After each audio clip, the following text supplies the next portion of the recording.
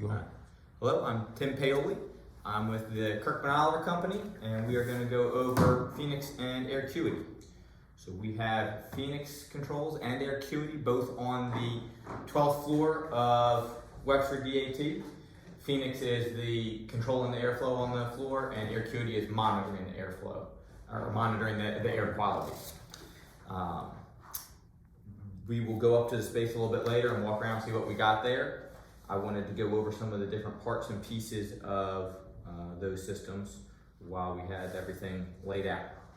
So with the Phoenix system, we have Phoenix valves throughout the space. You have them serving each of the fume hoods. Depending on the size of the room, you'll have at least one supplying exhaust.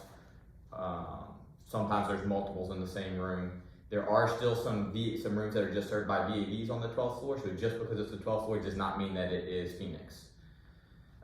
Any place that you have Phoenix, if you ever have a comm issue, so you're ever looking at your graphics and something has gone down, the first thing that we want to look for is you want to look and see if it's a isolated incident, if it's just one valve or one room, or if it's the whole floor. So if all the Phoenix valves on the floor are down, you want to check the Phoenix PCI, which is our Jace. That's the controller. Everything's going through the Phoenix Jace to get to BACnet so that it'll show up on the graphics. Everything on the Phoenix side talks on LAN communication, and then that Jace is converted to BACnet, and we have an Ethernet cable so that it can go out, and Radius is able to pull those points and build the graphics and show what things are doing at any given point in time. So if the whole 12th floor is down, you want to go to the PCI. There are lights, which we can review the lights again when we're up there and we're actually looking at it and see everything blinking. But if you have a green status light on the PCI, should be on solid. There's a yellow beat light that should be blinking. You want to make sure that the Ethernet cable is connected to the PCI and to the switch. And I'll tell you, if you're ever, for any reason, you can disconnect that Ethernet cable if you want to make sure it's a good connection, but there are 2 ports on the PCI. If you plug the Ethernet cable into the wrong port, there are different IP addresses for the 2 ports. They are labeled. One is a service port and one is for getting on the network. So if somebody's gone there and checked it and unplugged it and wasn't paying attention and plugged it into the wrong port, you won't see anything because it's not the right address there. You should also see on the PCI, so this is the 2 LEDs labeled PRI for primary. The green LED to the right should be on solid and the yellow light on the right should be blinking. So the primary is going to be indicating that you have connection on the correct Ethernet port. If the beat light is on solid, or for any reason you're not sure, you just want to give a reset to that PCI to try and reestablish comm because the whole floor is down and it looks like things are good, you can kill power to that PCI. You can pull the 24 volts off of it. But there are, with most of the things that we have, and including the PCI, there are internal capacitors. So if you just pull that power off and then plug it right back in, if that was an issue, that's not gonna do anything. So you need to pull the power off and you need to leave it for half an hour, and that'll give it enough time for those capacitors to drain down. Then when you plug it back in, it'll come back up. And there have been times, like obviously here we've only had communication between us and Radius for maybe 2 weeks. But there have been times in the past where we've had communication issues, and even when I go there, I can't find any issue. Whoever we're integrated to doesn't see any issue, and restarting things will just reestablish the time. Is that your first line of just unplug and let it sit for 30? If the whole floor is down, yes, that's the first. Well, the first thing I would do is I would look at those lights, make sure everything's plugged in. Because if something's there, you'll also see on it, and we'll look at this when we're there. I don't have an extra PCI to bring down here, but there's 2 LAN channels that are plugged in. So they are individual modules that plug into that PCI. If somebody's been working in that box and they got knocked loose, or a wire got knocked loose from those, you'll lose whichever, one's for the east side, one's for the west side. So if it was half of a floor, it would probably be on the LAN side, or if somebody knocked those things completely off, you won't have lights on those modules either. Okay. And so when you look, you'll see that, and you'll push it back together, and it'll take it a minute or 2 to go through its polling cycle, but it'll come back without having to reset power once you reconnect that. So check all your connections, make sure they're plugged into the proper connection. So if it's ever the whole floor, then the last thing to do is unplug. Yep. So if it's ever the whole floor, that's the first place to look, because it's probably something there. It's not like all the valves are gonna get wet on the same, unless you have a flood, and then you know about it. If it's half of the floor, like I said, they do have the lawn side is designated east and west. So you can do the same thing. You can look and make sure everything's plugged in there. And that could also be if something's locked up on the server, you can reset the server for that and just make it go back and talk to both of those. With this version of PCR, older Jace, I've seen that before where something would get locked up and it would stop talking on one LAN channel. We've had this version for a couple years and I haven't ever seen that. That doesn't mean that it'll never happen. So if you ever have it where it's the whole floor or all of one wing and everything looks tight there, that would be what I would do, is I would reset the power on the PCI. So that was the next paragraph I hear. Checking the PCI. Okay, if communication power or communication failure is found and it appears to be an isolated problem, you need to further investigate at the valve. So if it's just on one valve, obviously it's not an issue with the PCI, it's going to be an issue with that valve. So you have to go and try to find that valve. We do have all the ceiling grid tagged to try and make it easier to find things. So they're all labeled. When you get to the valve, depending on, there's high speed and low speed valves that we have here, depending on if it's a lab application with fume hoods, or like the morgue area is going to be low speed, because there's nothing that would happen where you need to have less than a second response.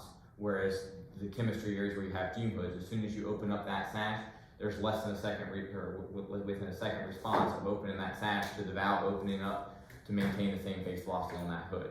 So you have high speed actuators throughout the lab. If there's fume hoods, if there's no fume hoods, it's going to be low speed. So depending on which one you have, either way, you're going to have one of these control cards. They're both going to have the same terminations. The biggest difference is just going to be how many of these capacitors are on it. And then there's a different type of actuator, which we'll get to those in just a little bit. But if you go to a valve, you're looking for the same things. You're looking to see if you have everything plugged in. You have the 2-pin terminal block is your LAN communication. Your 3-pin is your 24 volts. If you go to it, don't just assume that because you see lights that it's powered. Because the same thing, we got the capacitors. So with these high-speed ones, it'll go about half an hour that it'll still have LEDs on even after power is lost. So you want to put a meter across and make sure that you have 24 volts AC. Because you will also get lights if there's something going wrong with the transformer and you don't have a full 24 volts. You might not get communication to it, it won't work right, but you'll still get the little LEDs will come on and you'll see lights. So the first thing to do is go and check, make sure that it's still there, make sure you don't see anything obvious like water damage, and check that you have 24 volts. If everything looks good there, you don't see any reason for it, same thing, you can pull the 3-pin terminal block to kill power and leave it for a half hour again.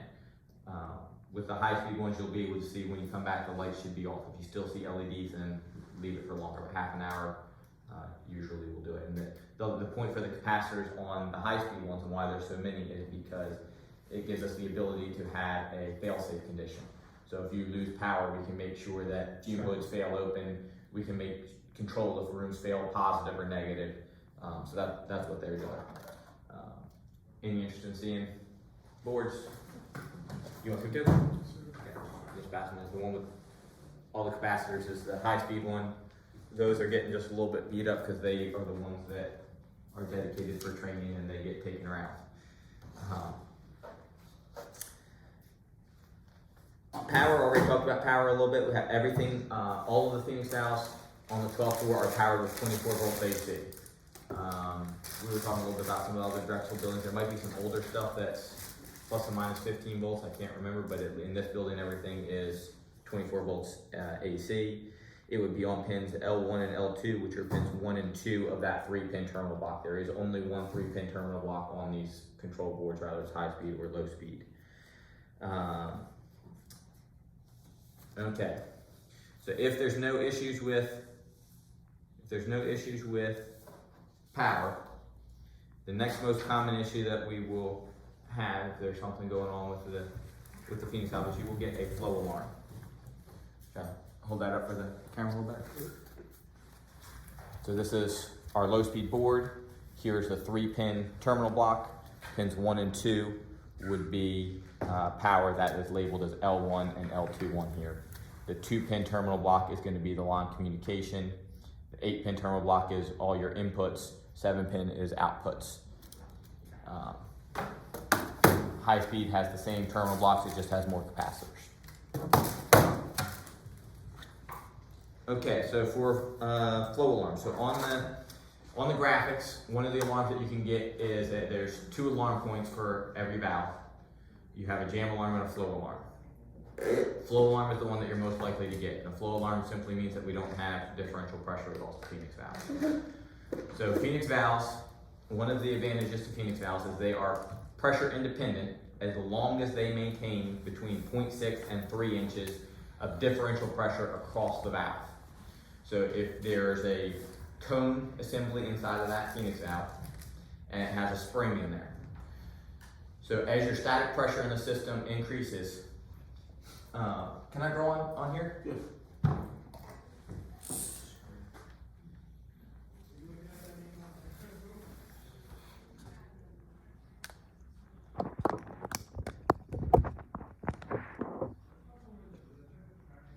So if this is your Phoenix valve, you have airflow going this way.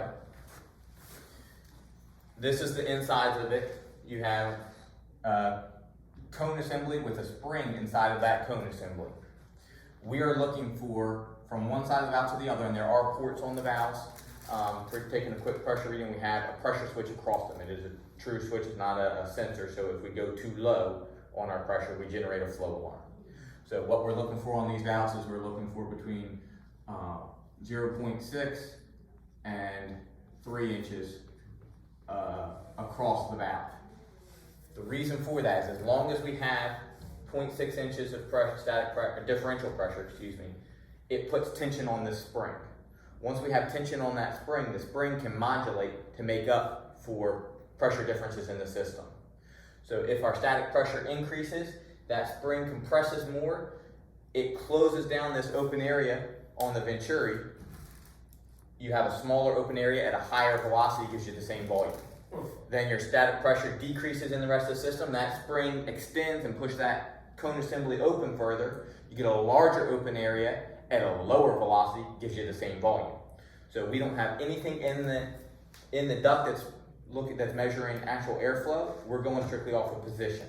So we know we have a potentiometer that's measuring the position of this valve arm, and based on that position, we know as long as I'm within this pressure range, it's always going to be 300 CFM at this position, or 500 CFM, or whatever. So that's the way that it's operating. The reason why we have a DP switch is if you lose, if you go too low on your differential pressure, because either your fan's down, or maybe you have a restriction on this end. So you might have a lot of static pressure, but there's no differential pressure because there's a filter that's got clogged or something. Now you're going to get a flow alarm because there's no pressure across it. The valve is basically working like a piece of straight ductwork. There's no air moving through. You got lots of pressure there. It's restricted. Yeah, it's restricted. So if you have that restriction, if you drop too low on your differential pressure, that spring pushes that cone all the way open. And it's telling you, hey, I no longer have the correct airflow. You may still have airflow, but we can no longer guarantee it's at that same, the flow that we're trying to achieve. So the two things that you'll get the flow alarm point, and you will, if you ever look and you see a bad value for your flow feedback. If you have a bad value for your flow feedback looking, it's probably in a flow alarm because it'll cut out that flow feedback value on the graphics as well. And that's an indication that, hey, this is no longer a reliable flow. So if you have a flow alarm, that's what you want to go and look for. You want it to, the easiest thing to do first is look and make sure your fans are all running. Filters aren't plugged. Filters aren't plugged. We don't have any biosafety cabinets up there. I don't know that there's anything that's filtered in the space. I don't know if you have exhaust grills that come down the walls. I haven't noticed if they have or are getting filters in those. That's definitely something we've seen before in that type of room, is filters end up going down in those exhaust grills, and over time, if nobody realizes or remembers, they'll get plugged up and your exhaust valves will start to give you a flow alarm. So that's something to be aware of. So if you have a flow alarm, that's what you're looking for. If you don't see any filters, or you get to the valve first, the easiest thing to do is walk in the room, and if there's filters that you can see, you don't even have to open a tile. But if you don't see anything in the room and you get up to the valve, next thing you want to check is there's going to be a DP switch. It'll look like a little hockey puck. And it's going to have a tube connecting to these two ports on either side of the valve. If somebody's been working in the ceiling and they knock the tube off, you'll get a flow alarm. If you want to check what your differential pressure is, because everything looks good, you didn't see any filters, you go up there, you can pull the tubes right off of the DP switch and put a little manometer or a little Dwyer gauge on, and you want to look, and if you're over 0.6 inches of differential pressure, then there's something weird going on, and a wire got cut or something, because there is a tube wire coming from there into the Phoenix valve. But if you're in a flow alarm, it's telling you don't have the pressure across that. When you put those tubes back, it is pressure sensitive. There is a positive and a negative sign on the DP switch to show you which tube goes where. On the fume hoods, if you get a flow alarm on a fume hood, it will tell you on the fume hood display as well. You don't even have to look at the graphics or go up above the ceiling yet. On the fume hood displays, when we walk through, they have the fume hood displays are little monitors, and it'll tell you normal operation. It'll tell you if you go into an alarm, it will tell you flow alarm, jam alarm, broken sash cable. So if you ever have an alarm on the fume hood and it says flow alarm, that's what it means. It means it no longer has pressure across that Phoenix valve. Any questions on flow alarms? Okay. The other alarm that you can get, so we have 2 alarms for every valve, so the other alarm that would be for every Phoenix valve would be a jam alarm. And the jam alarm simply means that the command and the feedback no longer match. So the valve's trying to get to 500 CFM, and for some reason, it's not able to get to the position that we say should be 500 CFM. First thing you want to do, if you have a jam alarm, is you want to look at the actuator and make sure that everything is connected with the actuator. Nobody's been up there and disconnected any linkages or tried to override something open. That definitely happens. And you want to make sure that nobody left anything in the ceiling that now the actuator is hitting and can't open up. You want to check that the wire between the actuator and the card, nobody's been up there. I don't expect it here. We've had any place that we have rodents, when there's been issue with rodents, sometimes they like to chew on the wire between the actuator and the control card, and that will make it so that the actuator no longer responds.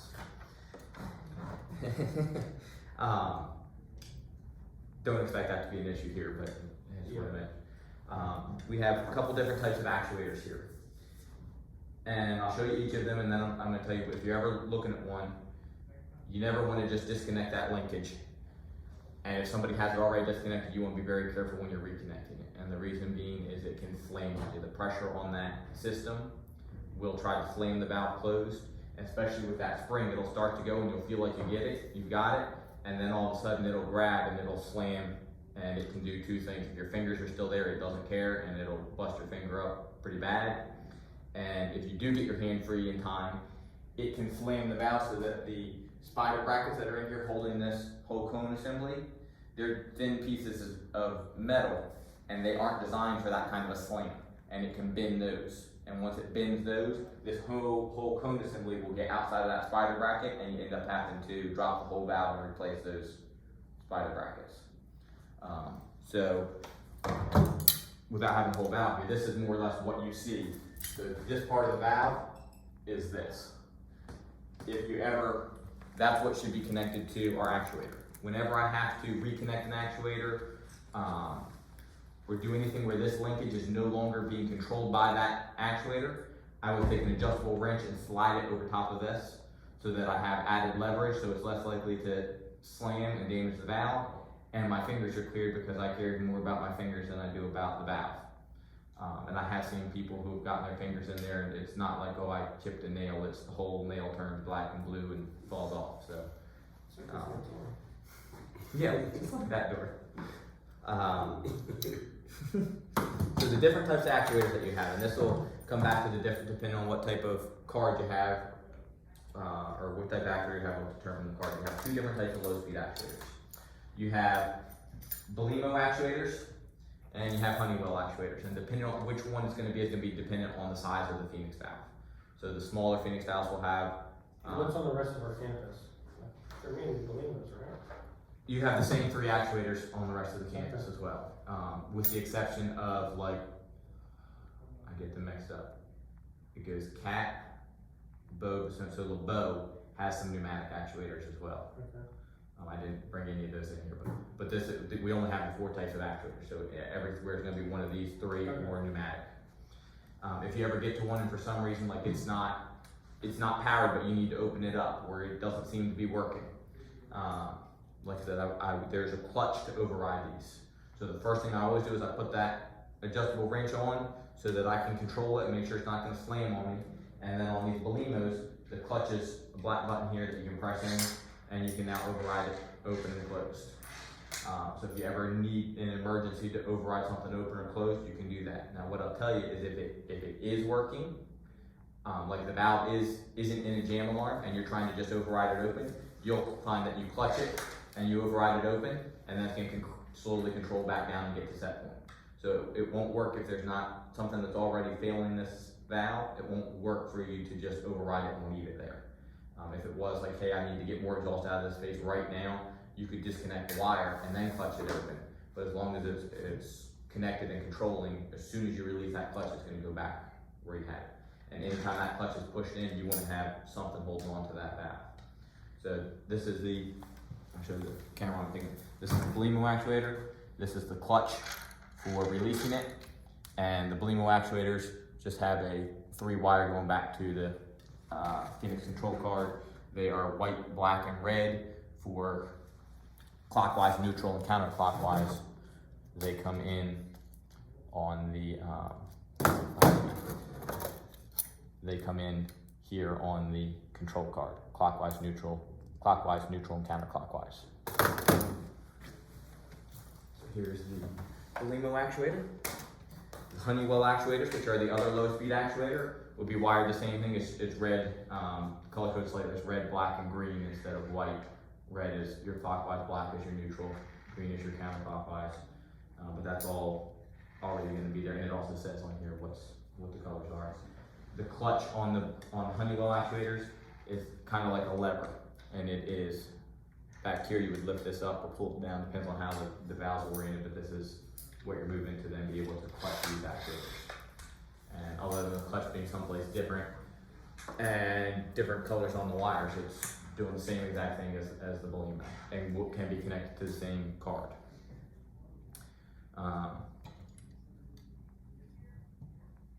You desire to see this part. This is from a demo constant volume valve, so it's one that instead of having an actuator, it would be claimed to. I can't remember. I don't think I think there are like 2 constant volume valves here. The constant volume valves is just a mechanical set, and that you don't get any feedback from it. You definitely have those in other buildings on campus.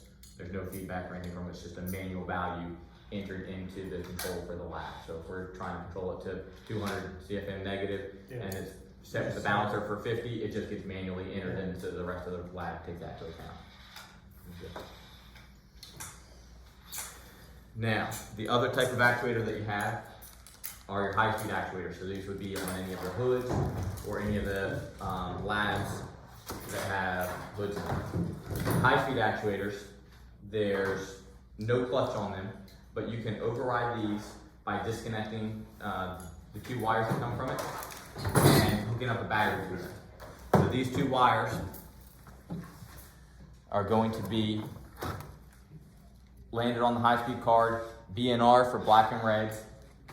So it's BNR for black and red, that's where the wires are going to be. If you ever need to override one of these, you can take those wires off and hook up a 9-volt battery, and it will hook a 9-volt battery to it, and depending on the polarity of your battery, it will either open or close that actuator. It's actually working off of, I think, 20 volts DC when it's under normal operation, but the 9 volts is enough to move the actuator, so it won't move as fast, but it'll still move it. If it doesn't move, then you've got a failed actuator. When you hook up the battery, then you've got a failed actuator.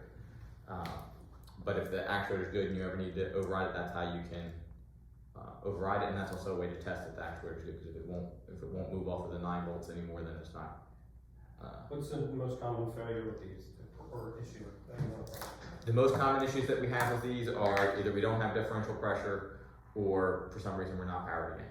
Most of the service calls I get, it's one of those. Or somebody got water on something, and then it's whatever they got wet, I'm replacing that part. But as far as just normal wear and tear, those are the things that go most often, or that happen most often. Usually it's not, unless somebody damaged something, there's not something broken. Now, these are the actuators that do the chemical. Yep. Which I forget which side is which. I don't know if it was east or west, but the chemistry side. Here's the battery. And that's just severity of that area.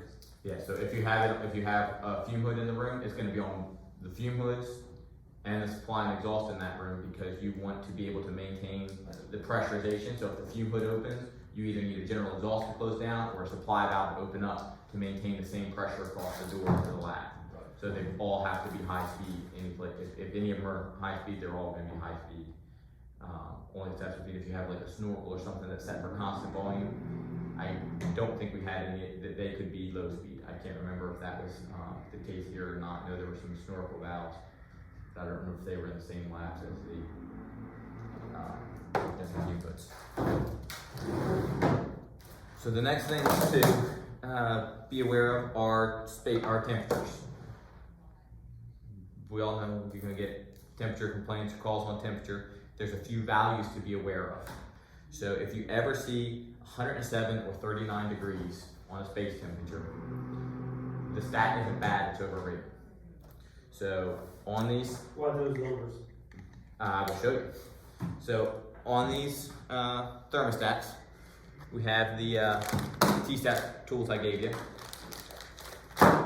There are this is what the thermostats in space are going to look like, the Phoenix thermostats. There's 2 Allen keys in the bottom to open them up. It's kind of backwards the way you would think you do. If you go lefty-loosey, you'll take the little itty-bitty screw out, and when it falls, I never find it again. So you want to screw it in so that you can pull the bottom out. So the way this is working, you have the Allen keys in here, and once you screw them in, you can pop this out and take the cover off. The inside of the cover is written what room it is.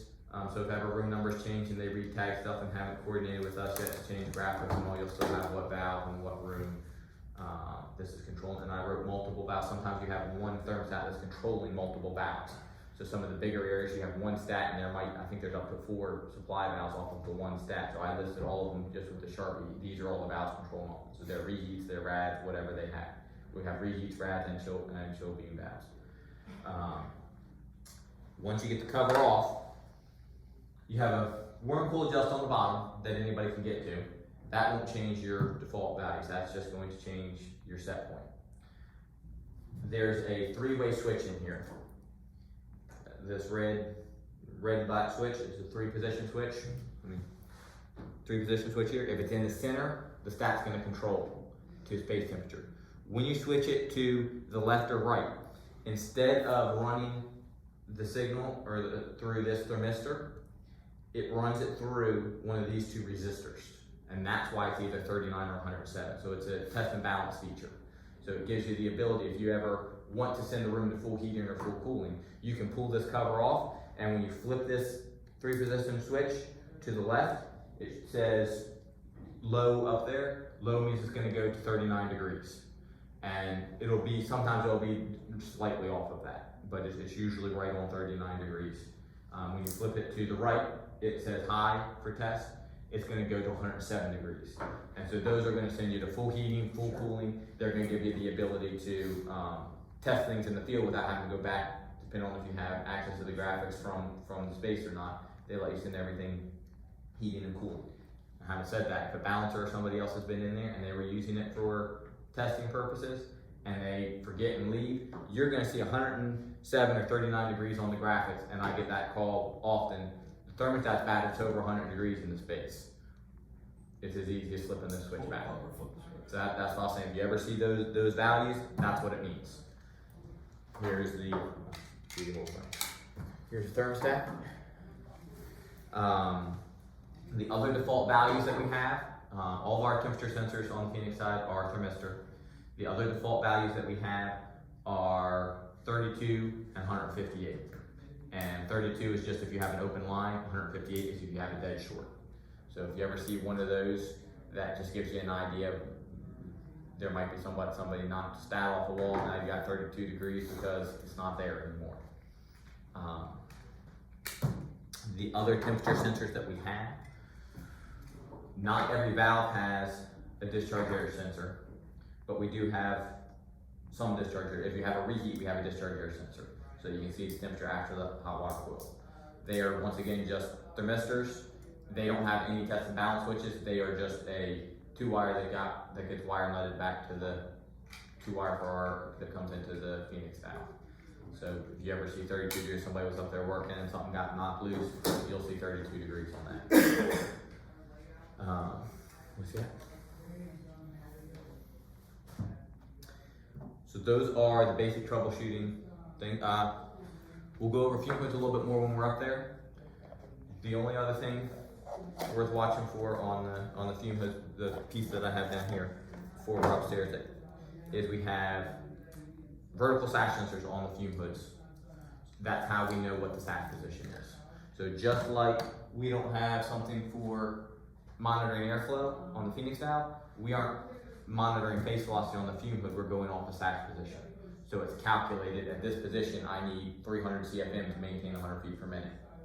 So the way that, and that keeps us from having any sensors that are getting dirty, clogged, have to get recalibrated. The way that we accomplish that, the way that we're measuring that is with one of these vertical sash sensors.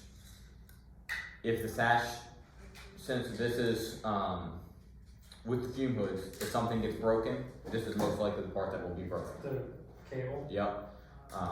When people, it tends to have, these are up on top of the hood. We won't be able to see them without going, if we have a ladder and we want to, we can go and open one up and look at it. But you won't be able to see them from the ground.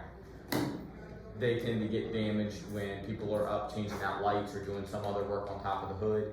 Somebody doesn't realize what it is, they knock it off, they step on it, something happens.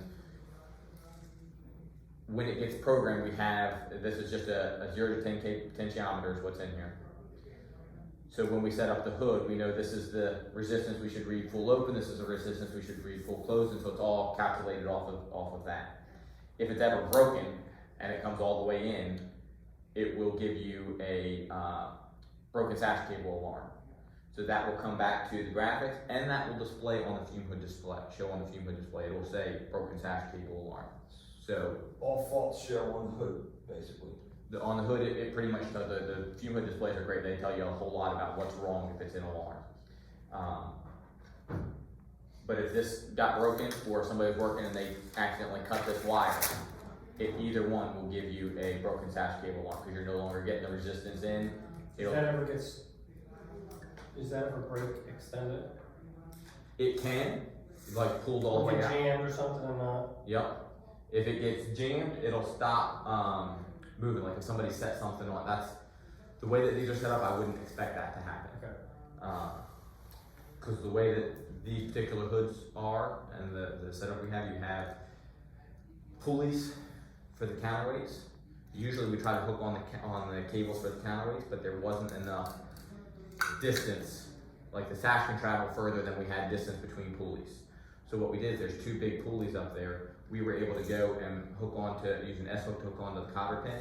So it's just basically rolling around the same cable. So it's unreeling off of this and spooling onto that.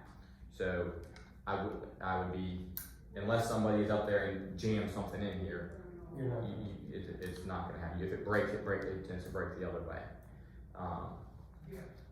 If it was a broken cable where it's just a broken wire, it's as easy as just reconnecting that wire. If the cable was broken, then you need to let us know. We can come out and we can replace that vertical sash sensor. Fume hoods will go a little bit more in the space. You want to see the vertical sash sensor? These are all vertical sash only hoods, so there's no horizontal sashes on the 12th floor.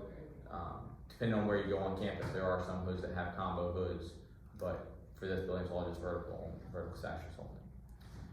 We do have different combinations of reheats, radiant heat, and chilled heat. You want to be careful not to let it slam. That's not something that you usually have to worry about because it's already connected, but it can mess up the spring in that. Sorry. That's okay. That's why I have stuff that I use. Just similar. That's why I have stuff that I use specifically for drain. Yeah. So we'll go over the control of the reheat and the rads and the chill beam a little bit more when we're up walking the space. There is a sequence for switching between primary heat. So depending on the outside air temp, because some rooms have both reheat and radiant heat. The rooms that have both of them will switch which one comes on first depending on the outside air temperature. And that is a set point that is adjustable through the graphics. You can change that temperature set point. That is with us working in conjunction with and then through radius, because we don't have any outside air sensors. So the radius system is really what's outside base temp is, and then it's through the radius graphics that you can change what that set point is. Chill beam valves are all fail closed. If there's ever a loss of power, they're going to fail closed. All the other control valves for temperature will fail the last position, reheats and radiant heat. The chill beam valves also all have condensate sensors. So if you ever get a condensate alarm, the chill beam valve is going to go closed and you will get that alarm back to the graphics. Any questions on Phoenix parts while we're down here? Good question. Yeah. What is the difference between the regular VAVs and then the Phoenix valves? The biggest difference between the Phoenix and the regular VAVs is this cone assembly. We are pressure independent, whereas a regular VAV is not. So a regular VAV is monitoring what the airflow is. You have an airflow station, and that gets dirty, it has to get cleaned, it has to get recalibrated. And as your system pressure changes, the VAV has to move its whole actuator to make up for that difference. Whereas you can watch as system pressure changes on the Phoenix valve, this arm won't move. The only thing that moves is this spring, and it's instant. So you don't have, it works much better for pressure control. Any place that you want critical pressure, it works much better on fume hoods. The other thing that this does for us is on a typical VAV, you're supposed to have, I think it's eight links, of whatever the width of the valve is, you're supposed to have 8 links of that of straight run. I can't remember, I might be wrong on that number, but it's a significant amount of straight run for that airflow sensor to be able to get a good reading. With the Phoenix valve, since we don't have any airflow